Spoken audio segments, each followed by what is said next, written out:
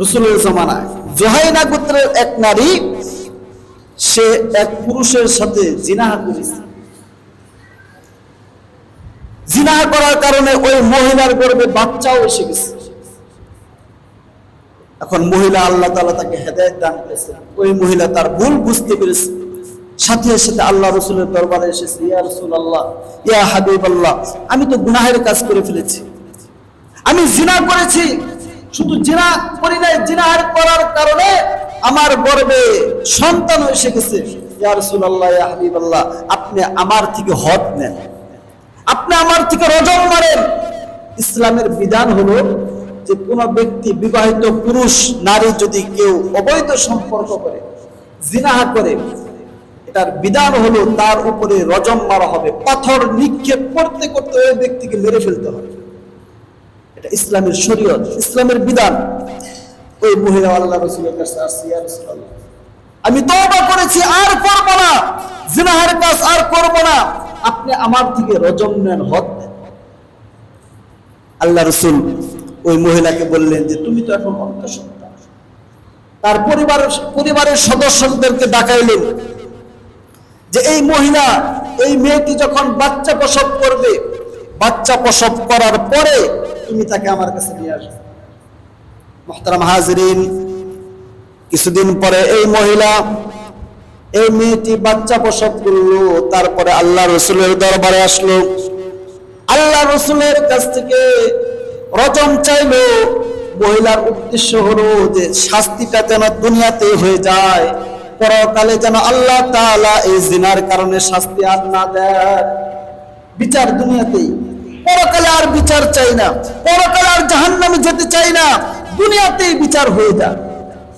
আল্লাহ রাসূল সাহাবায়ে কেরামদেরকে আদেশ দিলেন, একটা গর্ত খোঁদো, এই সেই গর্তের ভিতরে এই মহিলাকে রাখো, তাকে পাথর নিক্ষেপ করতে করতে মেরে ফেলো।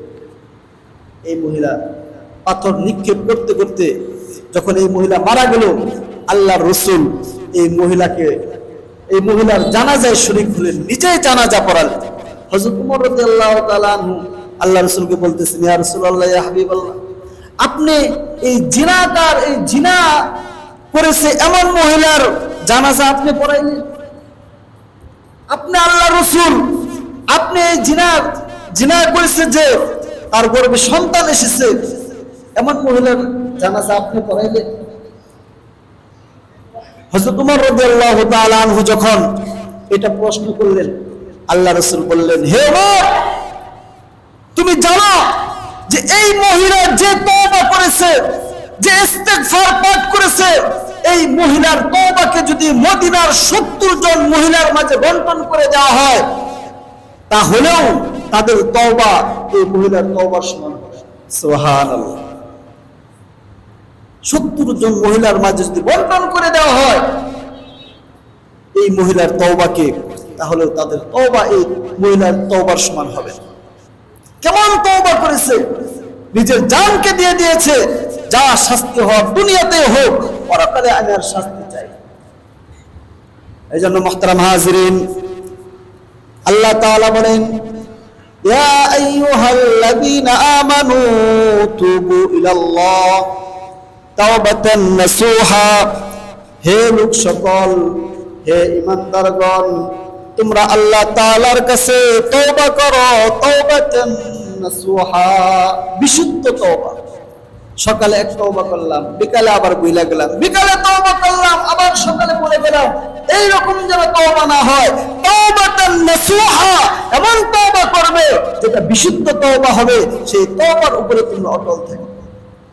আল্লাহ তাআলা আয়াতের মধ্যে বলেন, তুবু ইলাল্লাহি জামিআ, হে ঈমানদারগণ, তোমরা সকলে আল্লাহ তাআলার কাছে তওবা করো, আস্তাগফিরুহু, এবং আল্লাহ তাআলার কাছে ইস্তিগফার পাঠ করো। আল্লাহ তাআলার কাছে তওবা করতে হবে, আবার ইস্তিগফারও পাঠ করতে হবে, ইস্তিগফারও করতে হবে। আল্লাহ রাসূল